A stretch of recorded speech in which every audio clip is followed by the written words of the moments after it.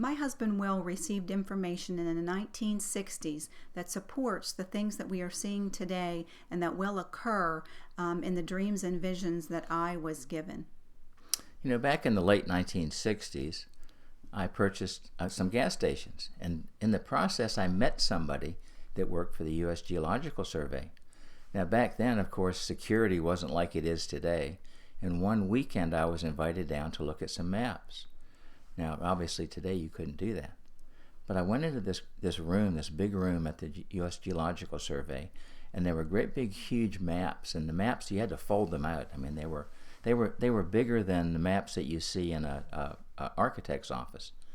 And as we rolled back the maps, I was amazed, because some of the things I saw are very pertinent for today. In fact, California is held up by stalagmites and stalactites. They're 5 and 6 miles big. So underneath of most of California is hollow. And there's a ledge that goes out, and the ledge goes out in the water, and on the outside of the edge of the ledge, silt is building up as the currents come up from South America. Well, that was interesting. Then I saw the Mississippi Valley. Well, the Mississippi Valley is under above huge caverns. So if the top ever broke, the whole valley would drop. And then I saw some maps of the Canary Islands. Now, the Canary Islands sit right off of the coast of Africa, of West Africa. And they're unstable. They sit on stalagmites and stalactites, very much like California. Well, that was pretty interesting. That was back in 1969. Well, in 1972, I had my experience with our Savior, Yeshua, Jesus Christ. And in the process, I was in a ministry with a man who was very much into the world of setting people free. And he told me a story of some prophecies that came about in 1951. Now, this was 1972. So in 1951, there were 2 prophets, one in Canada and one in Florida. And they both had the same dream the same night. In the first dream, they were looking down on the U.S., and they saw the major cities blackened as by fire. Now, they had no idea what that was. This was in 1951. But then they both had an amazing dream or vision, and they were standing on a mountain, high on a mountain, and I'm pretty sure now it was the Rockies, and they were looking out across the coast, and all of a sudden the land lifted up and slid off into the sea. Well, why would a land lift up and slide off into the sea? Well, just last week I learned that the San Andreas Fault is a vertical fault. It's straight up and down. So if that fault were to break and California were to turn up on those stalagmites and stalactites, what would happen? It couldn't just drop. It would have to rise up and fall into the sea. And let's look at the Mississippi Valley. Very interesting. The Mississippi Valley is over huge caverns. Well, you know about the sinkholes that are happening now all down in the south. Well, I'm going to tell you what the sinkholes are. The sinkholes are salt mines that are filling with water, and as the salt gets soft, the land above drops down into the wet salt below, and that's where the sinkholes are coming from. And there are huge salt mines under the Gulf of Mexico, and now they're beginning to leak. There are huge salt mines up around the Great Lakes, and they're beginning to leak. What happens to salt when it gets wet? It turns to mush. Well, if the mush is underneath the land, what happens to the land? The land drops down. And you've heard of all the sinkholes happening now in Louisiana and down along the Gulf Coast and down in Florida. Well, these things are all pertaining to what we're learning now about the salt mines. And just to carry this a little bit further, when I went in and looked at those maps, I was astounded because they were so clear. And our government obviously has had that knowledge since the 60s, because this was 1969. And then something happened in 1978. I met a man in Roanoke, Virginia. He was a graduate of Virginia Tech.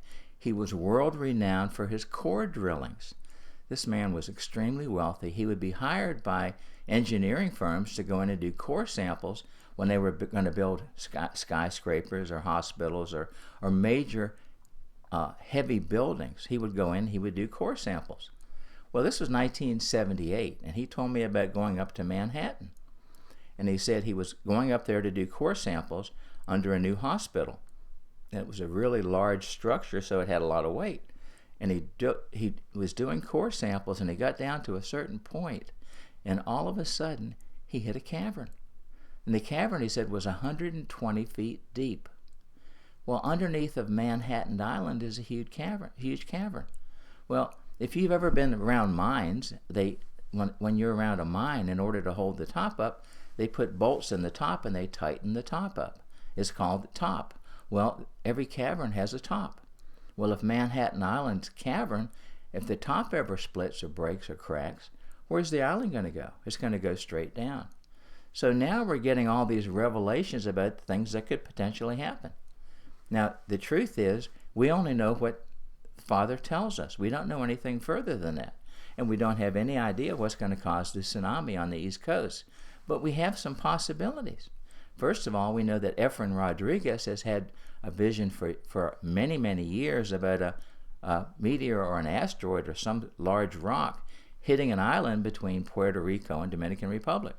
Now, that certainly could cause some kind of a disruption. Secondly, there have been many, many visions of people seeing 3 rocks hit the Earth, one in the middle of the Atlantic Ocean off of North Carolina, one down more closer to the South America, and the one hitting in the Gulf. So it's possible that those rocks hitting the Earth could cause this huge disruption. The second thing is the Canary Islands are unstable. Suppose something happened in the Canary Islands were to fall into the sea. Well, it's already been calculated that 9 hours from then, a wall of water would hit the East Coast that was 300 to 600 feet high. Well, a 600-foot high wall of water, that's okay, but do you realize how fast the tsunami travels? They travel at excess of 500 miles an hour. So is it possible that could be what causes this? It could be an earthquake, because there are fault lines all across the planet. And we're hearing a lot now about the fault lines in the Pacific, up near Washington, Oregon, and Northern California. So it's interesting that all of these things happened for me back in the 60s. And today, my wife is having these dreams and visions. So this is just a confirmation.